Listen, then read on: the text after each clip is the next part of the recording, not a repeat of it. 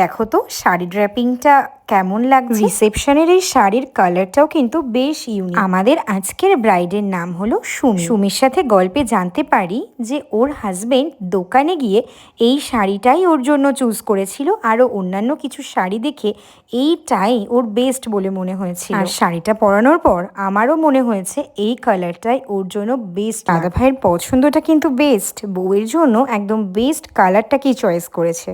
তো শুরু করে দিলাম মেকআপ করতে।